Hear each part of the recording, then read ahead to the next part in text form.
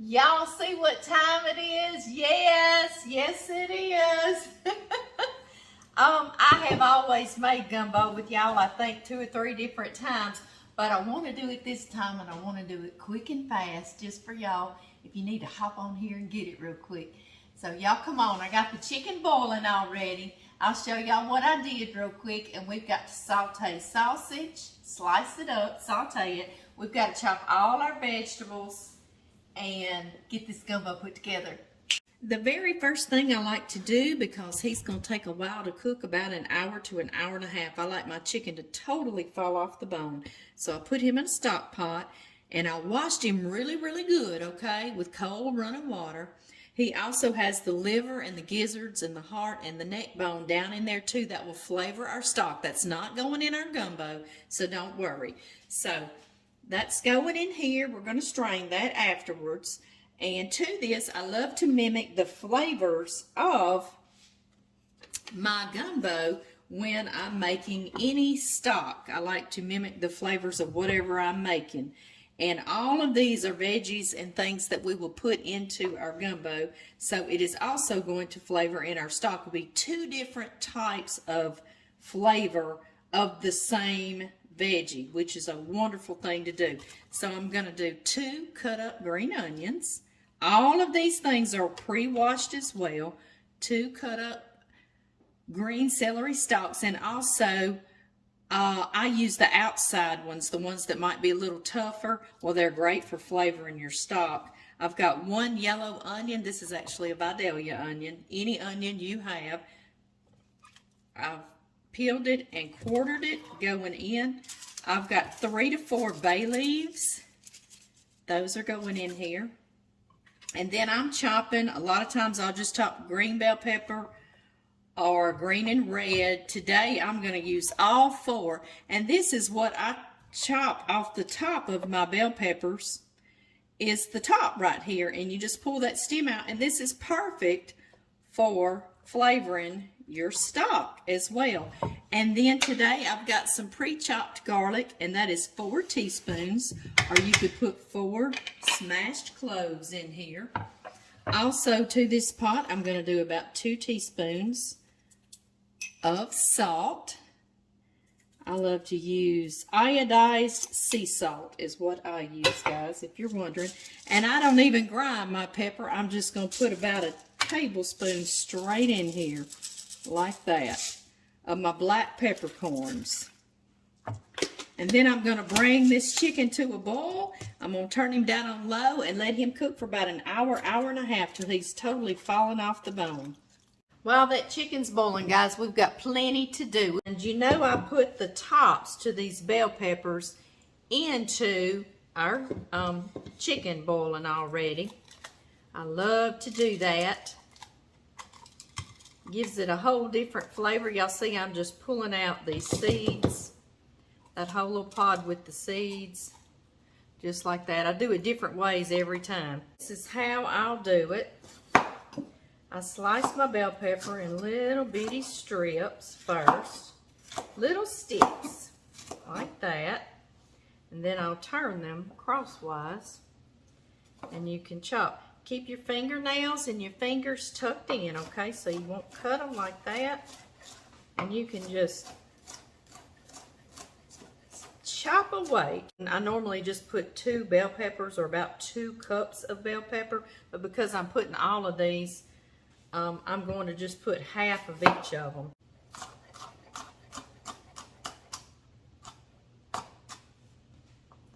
You jumped out of that lineup. Get yourself back up in there. Get yourself back up in there. You don't want to miss this party. I'm going to cut this top end off a little bit. Put it right here in my garbage. Keep you a little garbage bowl. It's fantastic. I'm going to go on and cut that end off as well. And in half it goes. And now I can peel this outer peeling very easily, just like that.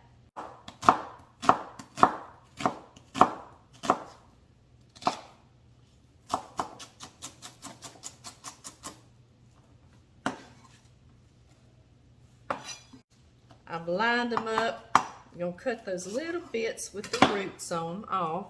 That's all. And now I'm simply going to keep my fingers tucked and chop like that. Just like I was doing.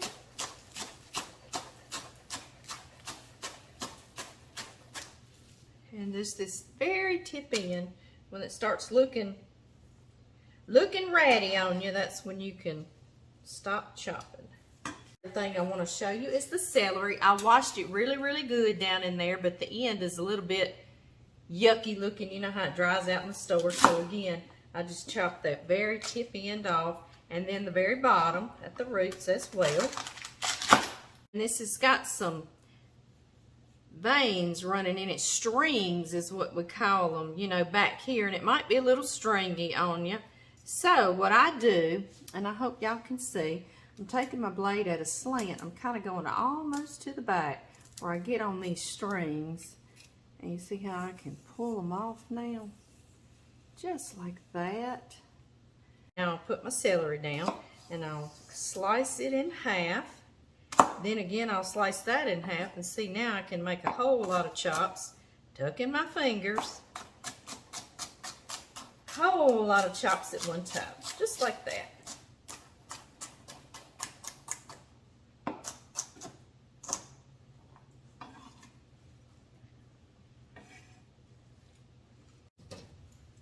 You can even put the little leaves in there. They're beautiful flavor. They're a little bit different.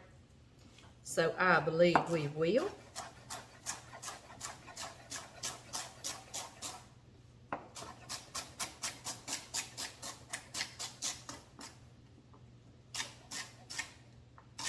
They're a fresh flavor, I guess. I'm trying to think of how to describe it to you.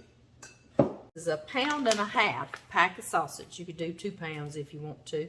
And I love to use this Down Home brand. This is based out of Louisiana, but honestly, whatever kind of smoked, this is hickory smoked sausage, you want that. So any of your favorite, we've all got our favorite kind, don't we? Our favorite brand. We sure do. And that's what you want, is that smoky flavor in your gumbo, because that's also going to add so much flavor, and we can appreciate it. And this is how I like to slice mine, is just in buttons is what I call them, sausage buttons, just like that. See how they've begun to caramelize? That is going to help them stay so much better in your gumbo long term. All right, I'm going to turn this little pan off and set to the side.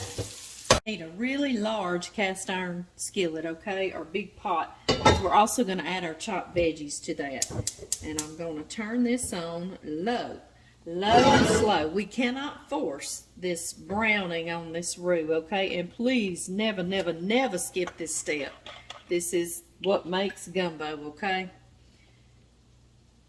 I've got a 1/2 cup going in, and I never measure, but I'm doing this for y'all.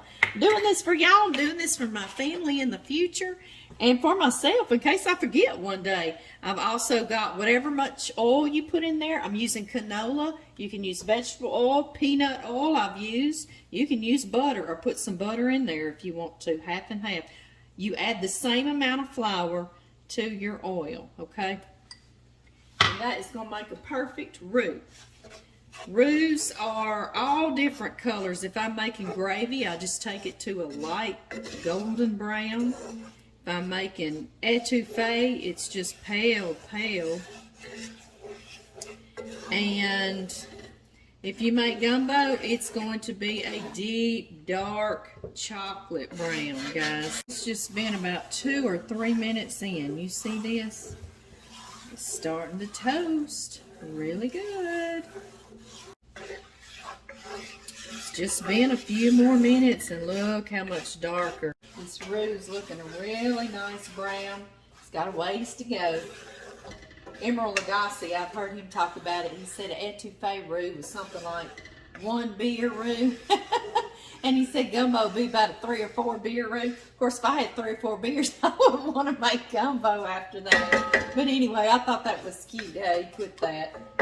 So while we're babysitting this, y'all watch this real good for me. I'm going to start getting my chicken out of here.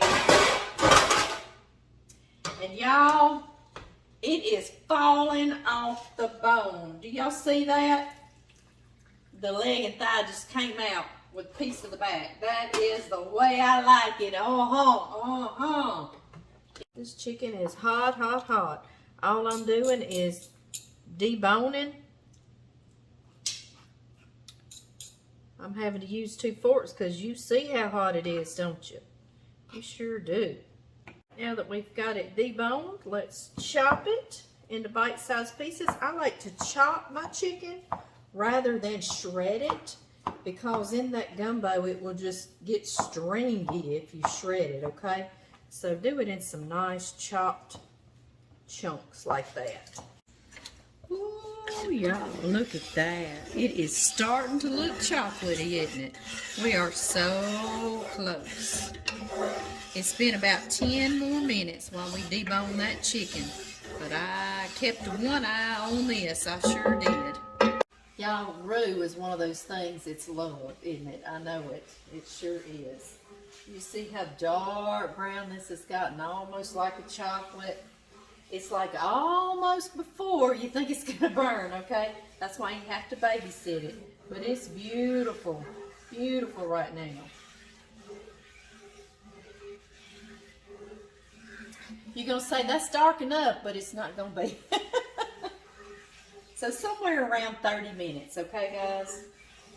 I also know people that if they can't sleep late at night or something, they'll get up and literally make roux.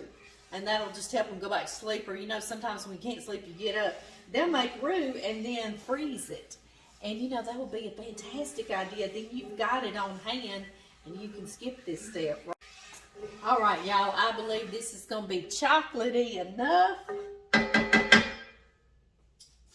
I'm going to add now all of these beautiful vegetables we chopped. Going in right now. Get them all. Sometimes you just got to use your hands. You're best given tools by God, right? Most of us, huh? And now I'm going to cook these for about 5 or 7 minutes. Just until they get good and softened in here. And I stir it to get that roux off the bottom, and this will keep that roux from continuing to cook. And it will just cook the veggies now. So let me do that. We're going to add just a couple more things to this, okay? Y'all don't leave me down. I love to add some crushed red pepper flakes, okay? And I'll just do about a half a teaspoonful in there. You can put a teaspoon. We don't like our gumbo hot. We like to taste all the elements in it. So whatever you want to do. I'm going to put 2 tablespoons, and generous tablespoons, of parsley flakes, and these are dried. If it's during the time of the year when you're growing them, yes, put that fresh, yes. So 1, 2. There we go. And sassafras filet that we made together and picked out of our yard, yes. We're going to put 1 tablespoon of that in here now. And you just keep this out because you're also going to put a little pinch on top too. So you get the cooked sassafras and then you get the little raw sassafras flavor, or fresh I should say, right? That sounds better. And this is something that I don't always put, but I wanted to talk to you about it because it's a nice little addition. It's just that little something, you know, that you can't really taste. You don't know what it is, but it's good. And they have worked and done all the work for us. Is Worcestershire sauce, or rooster sauce as we call it around here. Our best friends, Brittany and Chance, call it rooster sauce. I was like, that'll work because that word is hard, isn't it? And I'll put about 2 tablespoons of that. I'm just going to measure it in front of y'all like that. All right, guys. I wish y'all could smell all this. It smells just awesome. I mean, it really, really does. I hope I'm showing y'all how if you just have everything prepared and ready, It's simple steps, really, and that you can make this gumbo yourself. You also can split it up between some days. You can saute your sausage and boil your chicken and debone it. And you can chop your veggies one day. So you don't have to do it all in one day. I don't. When I used to work at the veterinary clinic and I'd have family coming, it took me a couple of days to get this done too. It sure did in the evenings. All right, y'all. While these are continuing to soften, I'm going to use this container that I had the veggies in. That's another thing. Reuse some of your containers because you use a lot of dishes in this. And I've got me a strainer. We just need to strain our chicken broth over here.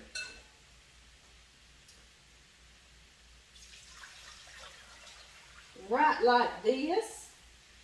Back into this pot we go. Can y'all imagine? That was about 8 to 10 cups of our chicken stock, okay? All right, y'all, let's get this chicken stock heated right back up. Get that fire going under it.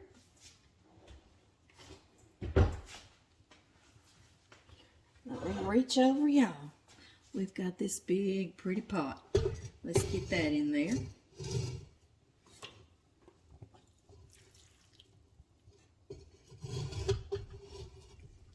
There we go.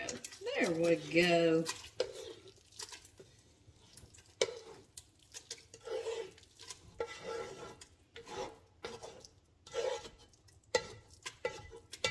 That is a big old pot of yum. There is just no word for it, but yum.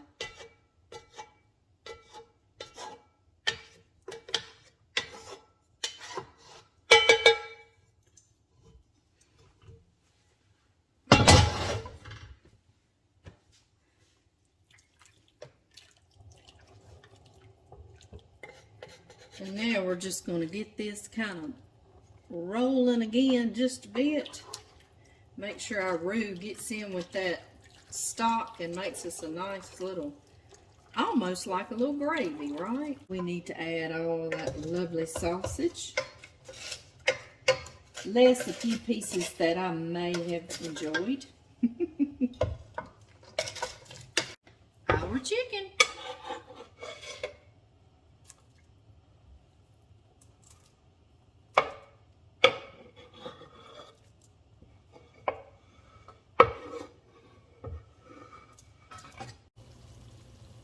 Oh, yeah.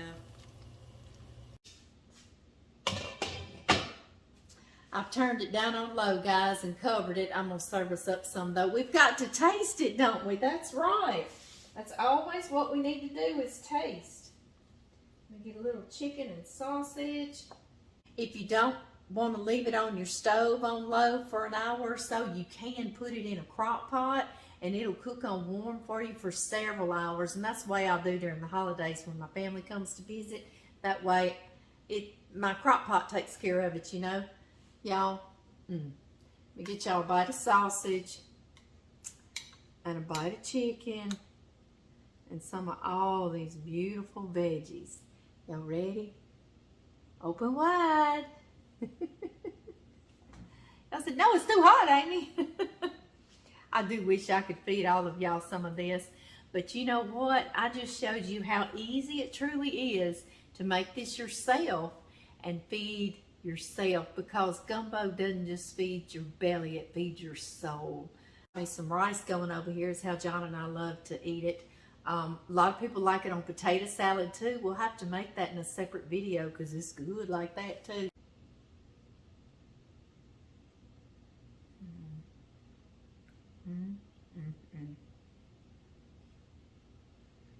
Yep, it will. And y'all, there's something else John always says. It tastes great right now, but it's going to taste really good tomorrow. So if you make it the day before and you can get everything cleaned up, that's even better.